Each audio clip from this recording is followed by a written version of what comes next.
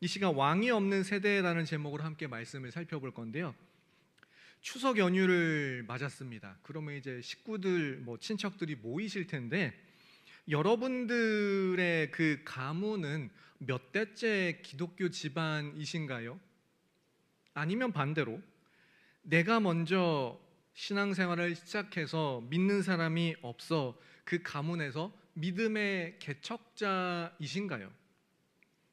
믿음의 가문에게는 계속되는 믿음의 명문 가문의 은혜를, 믿음의 개척자들에게는 나를 통해 믿음의 가문이 세워지는 그런 은혜를 소망합니다. 가족 친지 중에 믿는 사람이 몇 분 없다, 특히 나밖에 없다, 이런 경우는 믿음의 가정, 그런 가문들이 굉장히 부러울 수밖에 없습니다. 저부터도 그랬습니다. 제가 어릴 때 아버지께서 신앙생활을 시작을 하셨는데 어머니는 외할아버지, 어머니, 저 그리고 지금의 제 아들들까지 4대가 이어집니다만, 반면에 제 아버지께서는 아버지 혼자 그 가족 중에 신앙생활을 시작을 하셨습니다. 그럼 명절이 되면 제사를 드리냐 마냐, 제사상에 절은 해야 되냐, 옆에서 기도를 해야 되냐, 차라리 가야 되냐 말아야 되냐, 왜 술은 또 못 먹게 하는데, 아버지께서 돌아가시고 장례를 치를 때에도 왜 술을 안 먹는데 늘 그러시더라고요. 어릴 때부터 그 문제가 너무 복잡했던 기억이 납니다. 일가 친척이 믿음 생활 한다라는 게 안 믿는 가정에 나 혼자 믿음을 지키는 입장에서는 믿음의 가정, 믿음의 명문 가문 너무 부럽습니다. 훨씬 평안하고 안정적으로 보이고 실제로도 그러시죠? 다만 이들에게도 고민이 있을 줄로 압니다. 우리 자녀, 손주들이 신앙생활을 잘하나, 교회는 잘 다니나, 사귀고 있다는 남친, 여친은 그래서 교회를 다닌다는 거야, 안 다닌다는 거야? 내가 자녀, 손주들에게 신앙적으로 좋은 모습을 보이고 신앙의 대가 계속 이어졌으면 좋겠는데 우리 자녀들, 손주들이 요즘에 신앙이 흔들거린다, 내가 뭘 잘못한 거지? 그런 고민과 부담이 또한 있으실 겁니다. 그러면 성경 속 가장 대혼돈의 시기였던 사사시대, 그 가문들의 신앙생활은 어땠을까요? 오늘 말씀을 살펴보며 쉽지 않은 그 믿음의 명문 가문으로 가는 그 길을 어떻게 갈지 살펴보며 함께 소망하는 시간 되었으면 합니다. 참고로 사사기 16장까지는 사사들이 시대순으로 등장했습니다. 그러나 16장 삼손을 마지막으로 17장부터는 기록이 시대 순서라는 게 없습니다. 그 사건이 어느 사사의 시대인지 특정할 수가 없습니다. 그러니까 우리식으로 표현하면 아주 먼 옛날, 호랑이 담배 피던 시절 즈음에인 것처럼 17장부터 마지막 21장 끝날 때까지는 아무튼 옛날의 사사시대였는데 라는 기분으로 보시면 됩니다. 그리고 17장, 18장이 하나의 이야기, 19, 20, 21이 또 하나의 이야기로 이제 사사기를 마치는 겁니다. 참고해 주시고, 오늘 본문은 18장이니 앞선 17장 이야기를 최대한 간단히 보겠습니다. 에브라임 지파의 미가라는 사람이 어머니에게 은을 훔쳤다가 찔려서 은 200을 도로 돌려줬는데 어머니는 기뻐하며 신상을 만들었습니다. 그러던 어느 날 유다 지파에서 더 이상 사역을 할 수 없게 된 레위인이 지나가다가 미가에게 발견되고 너 우리 집 우상의 제사장 해라. 제사장이 되었습니다. 한 해 은 10개를 주고 숙식을 제공하는 것으로 계약을 했습니다. 미가는 우리가 레위인을 제사장으로 모셨다고 기뻐했고요. 레위인은 하나님의 성막이 아니라 한 개인의 은으로 만든 우상의 제사장이 되었는데 이게 여호와 하나님을 섬기는 거다라고 합니다. 일종의 종교적 막장 드라마가 따로 없는 상황입니다. 여기서 끊고 한 가지 질문 드리겠습니다. 사사기 하면 어떤 성경 구절이 떠오르시나요? 구절, 성경 구절. 뭔가 있으신 것 같습니다. 아마 이거이지 않을까 대략 생각이 듭니다. 사사기 17장 6절 함께 읽어보겠습니다. 시작. 그때는 이스라엘에 왕이 없었으므로 사람마다 자기 소견에 오른 대로 행하였더라. 아멘. 이거 말씀하신 거 맞으시죠? 네, 감사합니다. 왕이 없어서 자기 마음대로 행했던 시대가 사사기다라고 합니다. 17장에 21장에 또 나옵니다. 인간 왕, 하나님 왕 둘 다 해당이 되죠. 왕이 없어 자기 소견대로 행하는 시대, 이거는 이렇다 저렇다 아무도 알려주지 않는 시대, 무엇보다 하나님이라는 왕을 멀리하고 우상을 가까이 하는 시대, 그러다 가나안 민족 누군가 외세에 침공해서야 간신히 하나님께 돌아서던 시대, 내지는 가나안 민족이라는 가시로 아무리 찔러도 하나님께 돌아서기는커녕 꿈쩍도 안 하던 시대. 그리고 난 하나님을 믿어요라고 본인은 그러는데 방금 보신 것처럼 도무지 신앙생활의 정체를 알 수 없는 시대, 기복주의와 혼합주의가 난무한 시대, 사사시대가 그랬습니다.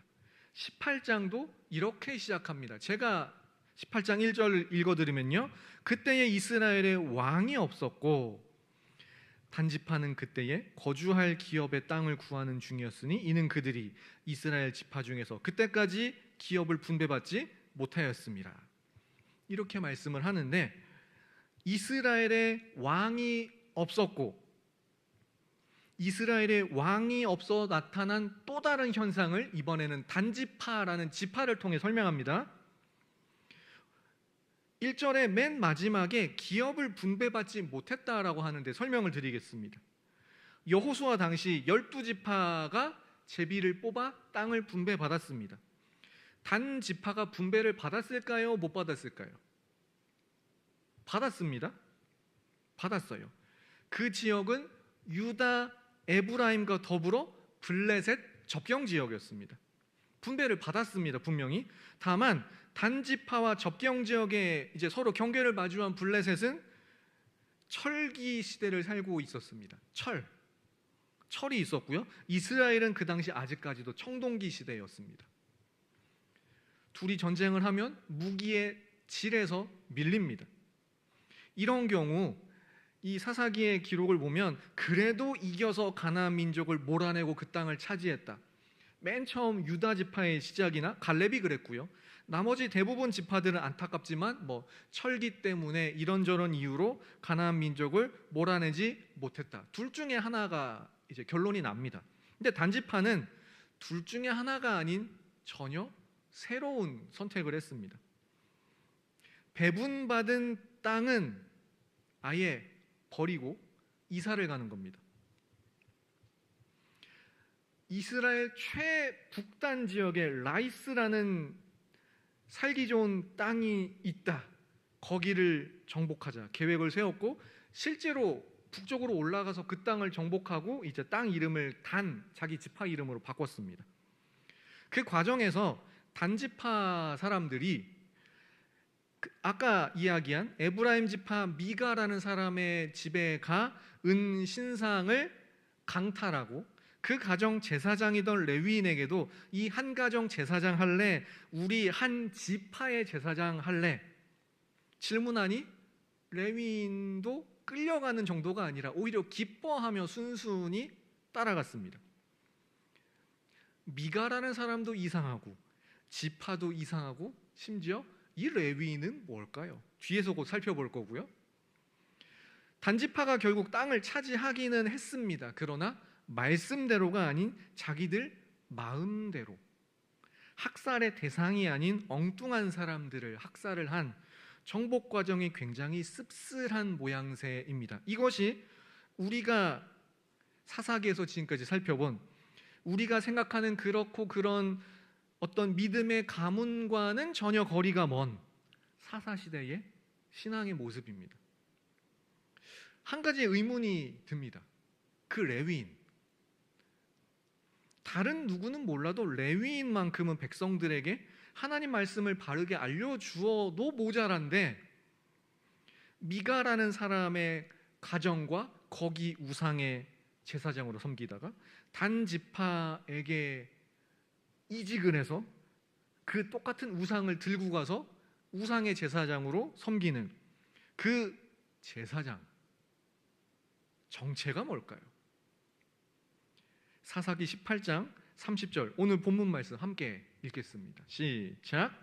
단 자손이 자기들을 위하여 그 세계인 신상을 세웠고 모세의 손자요 게르솜의 아들인 요나단과 그의 자손은 단 지파의 제사장이 되어 그 땅 백성이 사로잡히는 날까지 이르렀더라. 아멘.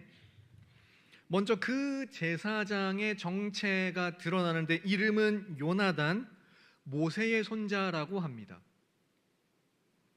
모세가 동명이인이 아니고요. 우리가 아는 그 모세 맞습니다.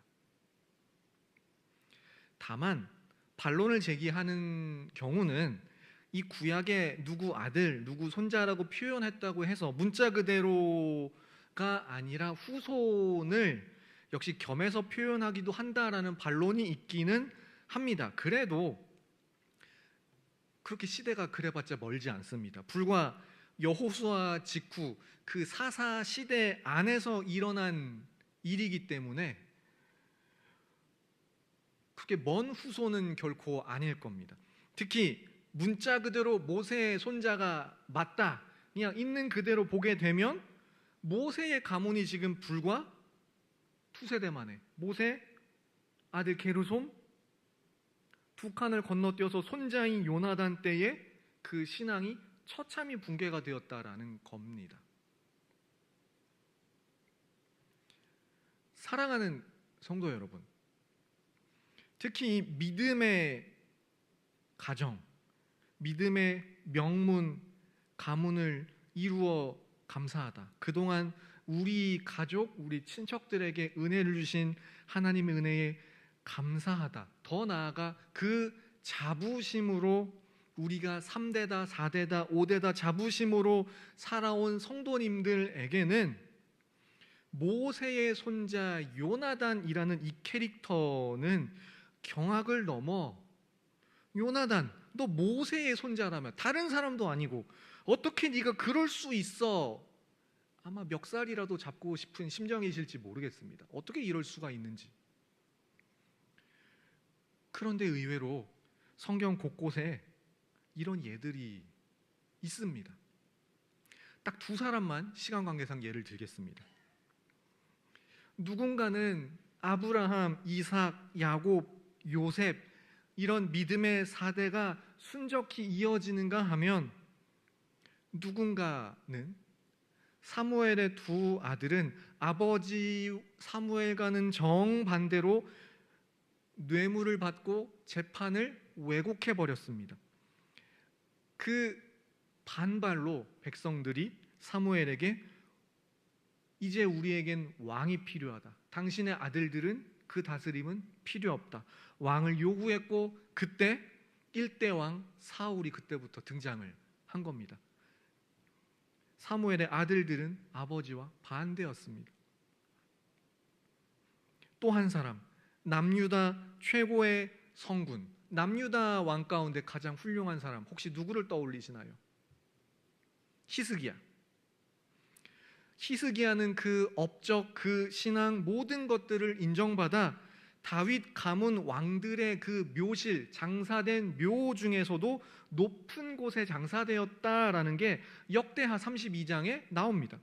근데 아이러니하게도 히스기야의 아들 므낫세는 남유다 역사상 가장 악한 왕, 가장 악한데 통치도 55년이나 가장 오래 했습니다.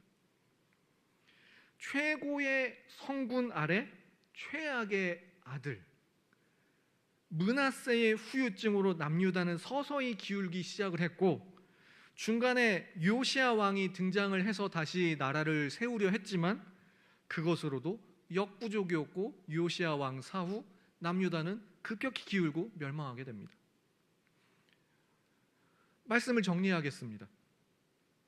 추석 연휴를 맞아 믿든 믿지 않든 일가 친척들이 모이면 우리 가족은 이러하니 믿음의 가족이니 아직 믿음이 없는 가족이니 둘 다 마찬가지로 이 신앙의 유산을 어떻게 전수할 것인가, 이것이 유난히 간절한 때가 바로 이 명절 연휴가 아닌가 생각이 듭니다. 그러면 우리는 어떻게 하면 될까요? 사사기에는 그들이 왕이 없어 자기 소견에 옳은 대로 행했다. 그들이 왕이 없어서라고 마지막에 표현을 합니다. 그러면 반대로 사사기식으로 표현하면 우리의 방법은 오직 하나, 왕을 소개하고 왕을 우리가 보여주면 됩니다. 고린도전서 11장 1절 말씀 함께 읽겠습니다. 시작. 내가 그리스도를 본받는 자가 된 것 같이 너희는 나를 본받는 자가 되라. 아멘. 바울은 나를 본받으라 합니다. 자신이 완벽해서가 아니라 내가 그리스도를 본받는 것처럼, 내가 그리스도를 본받으니 너희도 나를 본받으라는 건 바울 자체라기보단 내가 본받으려는 그 그리스도를 내가 비록 완전하지 못해도 내가 본받으려는 그 모습을 통해 그리스도에게까지 가라라는 겁니다. 우리가 믿음의 명문 가문을 이루어 나고 전수해 가는 유일한 비결은 나는 우리 가문에 나 혼자뿐이라 불리해라는 한탄도, 우리 가문은 몇 대째니 든든하다라는 환경에 대한 안심도 아니고 오직 왕이신 하나님, 우리의 예수 그리스도를 바라보도록 하는 것인 줄로 믿습니다.